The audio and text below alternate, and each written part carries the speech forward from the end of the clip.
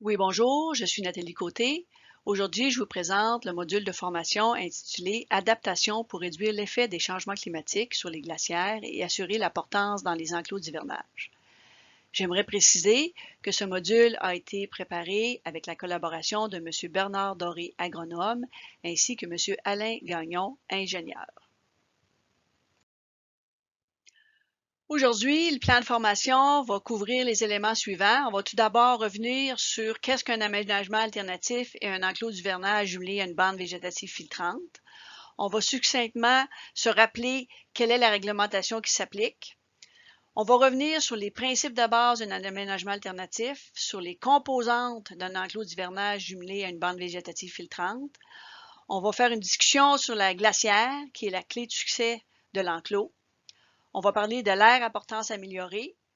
On va aussi discuter des changements climatiques et des enclos d'hivernage, de la difficulté à maintenir la glacière et la portance du sol. On va aussi discuter de comment améliorer le confort et la sécurité des animaux. Et on va vous terminer en présentant un arbre de décision intitulé Changements climatiques et enclos d'hivernage. J'aimerais rappeler qu'il existe aussi un autre support de formation intitulé Adaptation des enclos d'hivernage face aux changements climatiques que je vous invite à aller consulter.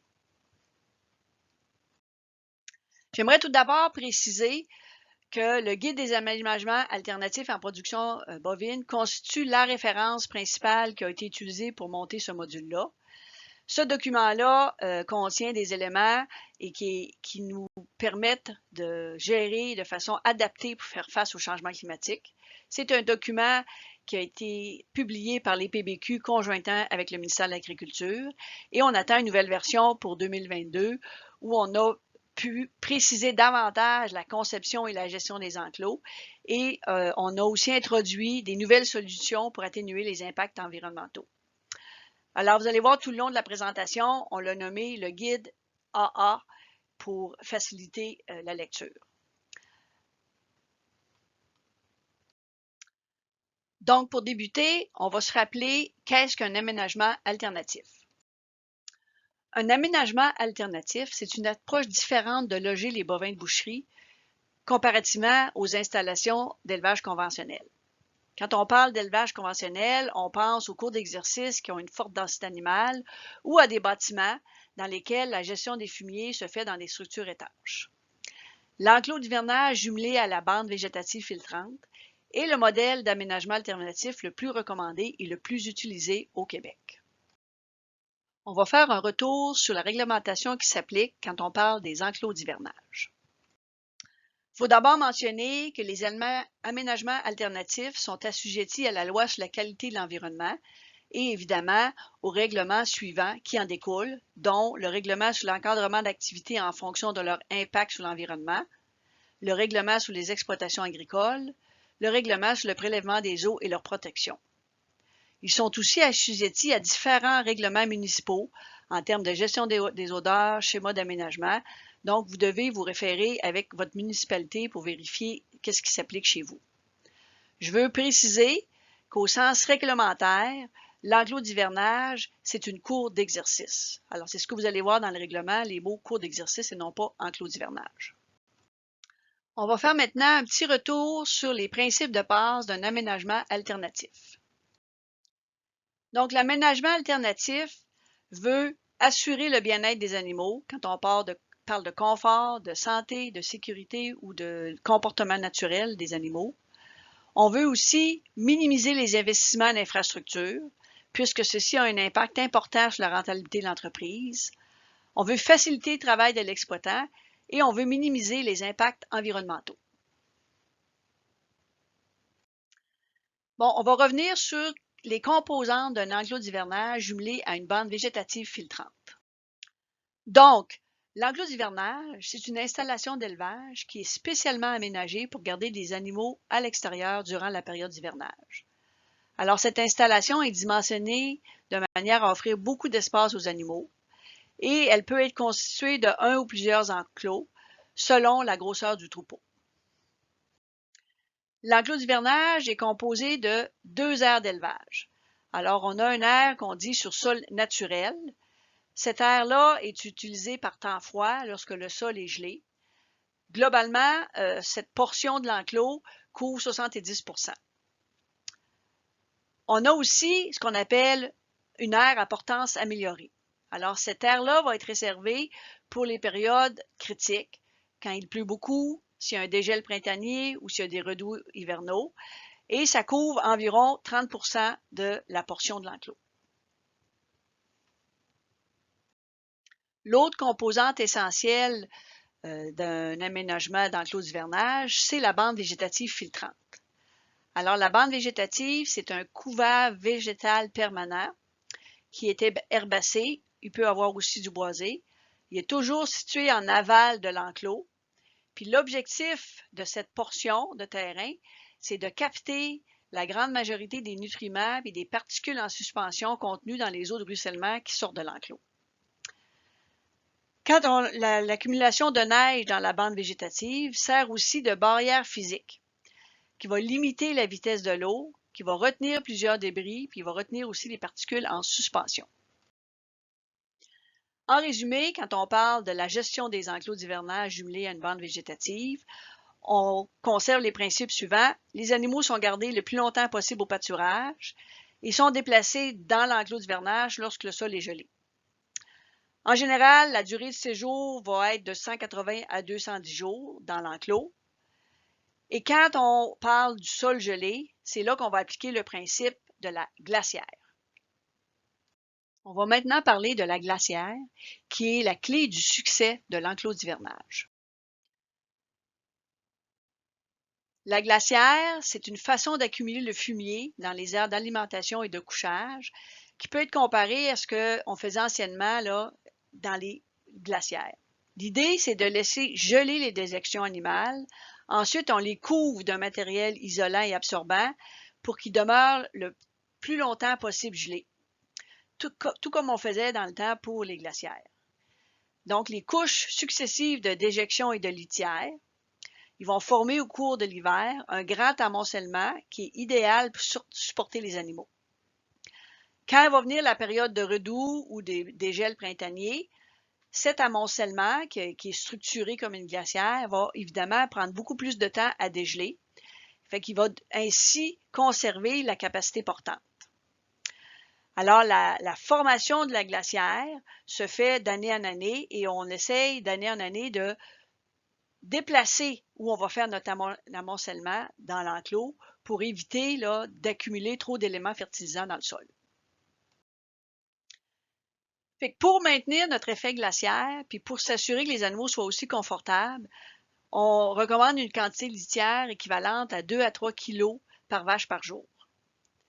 Alors, on a découvert que si on met une surabondance de litière, on va plutôt créer un effet isolant et la glacière ne gèlera pas, ou parfois aussi on va favoriser le compostage de l'amoncellement et encore une fois, ça va éviter le gel de cet amoncellement-là. Si on ne met pas assez de litière, par contre, alors on ne sera pas capable de maintenir cet amoncellement-là lors du dégel. Ça va dégeler au même rythme qu'ailleurs. Fait qu'il faut donc suivre les quantités recommandées qui représentent un compromis, c'est sûr, entre la performance de la glacière et le confort des animaux. Nous allons maintenant porter notre attention sur l'air à portance améliorée. Alors, quand il y a des périodes de pluie, où il y a des redoux hivernaux, ou lors du dégel printanier, le sol devient humide, il perd de la portance, puis peu à peu, on s'aperçoit que les animaux et la machinerie se mettent à s'enfoncer. Donc, on ne veut pas que ces animaux-là se retrouvent dans un bourbier. On doit leur donner accès à une aire dont le fond demeure solide, peu importe les conditions climatiques. Alors, c'est évident qu'il y a peu de sites d'élevage qui offrent sur une surface naturelle des éléments qui répondent à de telles conditions. Alors, c'est pourquoi que dans un enclos, il y a une partie où on va remplacer le sol original ou ajouter des éléments pour assurer une meilleure portance. C'est ce qu'on appelle l'air à portance améliorée. Dans la portion qu'on appelle air à portance améliorée, on aura aussi une portion où il y aura l'alimentation et une portion où il y aura l'air de couchage.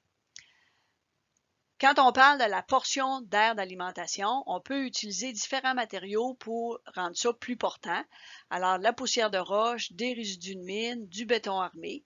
Alors, vous voyez là à la droite des aires d'alimentation qui ont été faites avec du béton. Dans le cas de l'aire de couchage, on pourrait utiliser du gravier, du sable grossier ou des résidus de bois pour assurer un endroit sec aux animaux. Alors, la photo à droite nous montre une aire à portance améliorée en sable. En termes de gestion de l'aire à portance améliorée, il faut toujours s'assurer d'ajouter suffisamment de litière, particulièrement dans l'aire de couchage pour assurer le confort des animaux.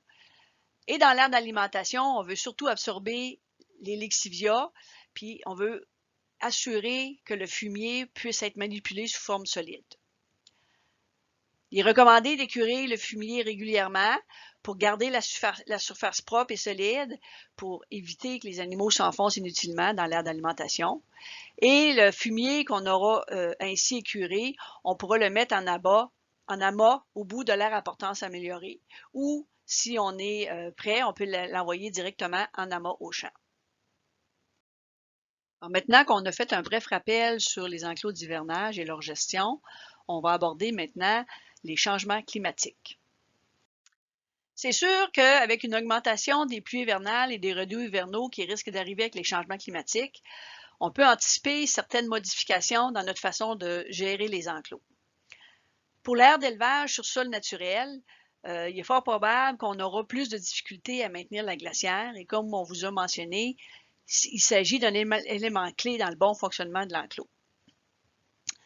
Ces pluies-là et ces redoux-là vont probablement réduire la portance du sol.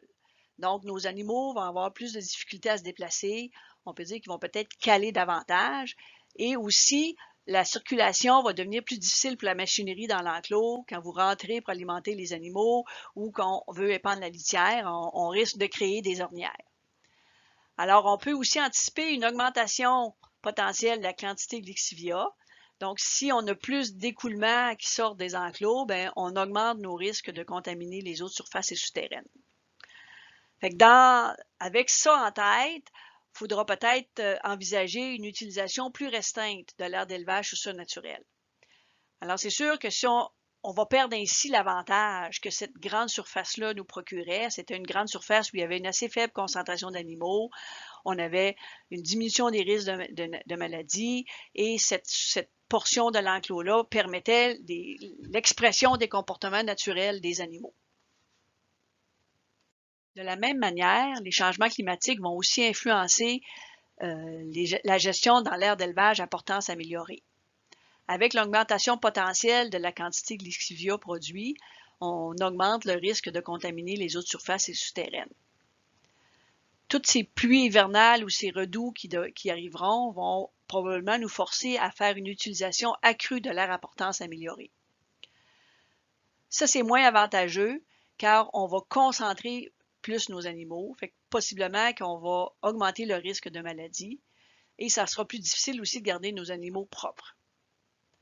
L'autre désavantage qui pourrait arriver, c'est que la répartition des écoulements à partir de l'enclos va être moins uniforme dans la bande végétative. Fait qu'on va moins utiliser le potentiel de la bande végétative.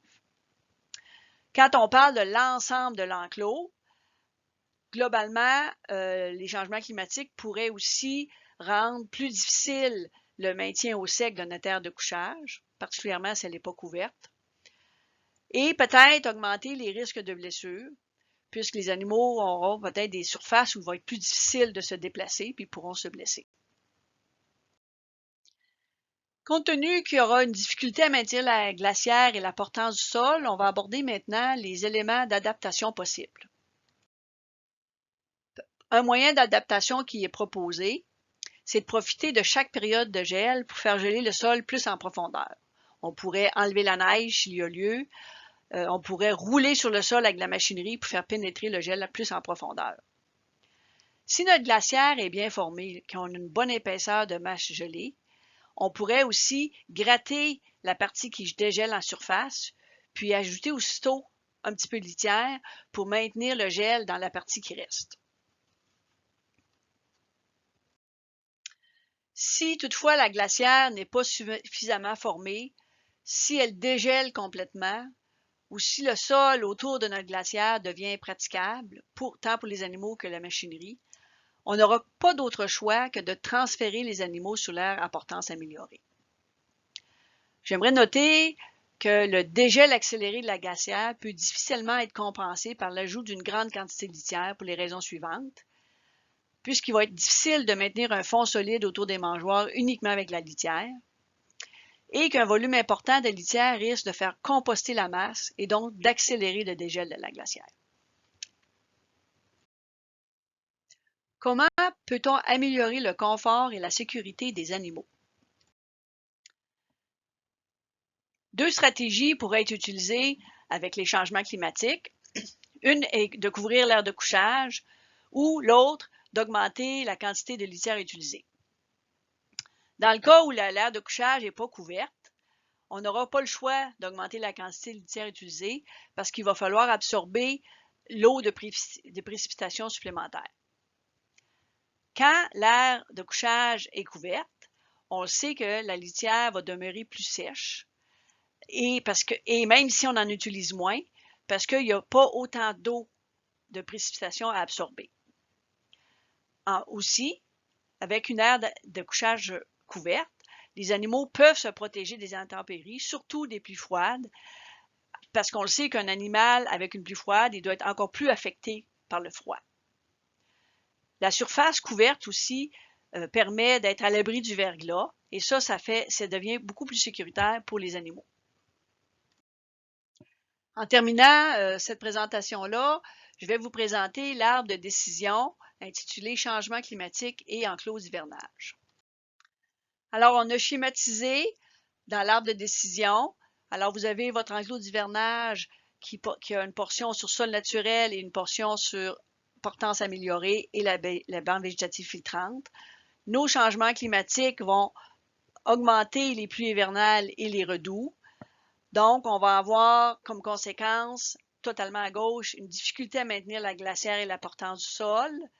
Dans le centre, un aire de couchage plus difficile à maintenir au sec. Et à droite, un risque de blessure accrue. Si vous allez en dessous de chacun des risques, on pourrait, pour maintenir la glacière et la portance du sol, il va falloir mieux gérer le gel de la glacière et du sol et possiblement transférer les animaux vers l'aire à portance améliorée. Afin de pallier à la difficulté de maintenir l'aire de couchage au sec, on a deux options. On peut ajouter plus de litière ou on peut couvrir l'aire de couchage. Et pour les risques de blessure, on peut ajouter du sable et ou de la litière, couvrir l'aire de couchage et ou l'aire d'alimentation. Alors, cette diapositive-là présente les références qui ont été utilisées pour élaborer la formation. Alors, le REAFI, le REA, le RPEP, le guide de référence du règlement sur les exploitations agricoles, le guide des aménagements en production bovine, la nouvelle version dont la publication est prévue en 2022, ainsi que la formation en ligne gérée avec succès un enclos d'hivernage.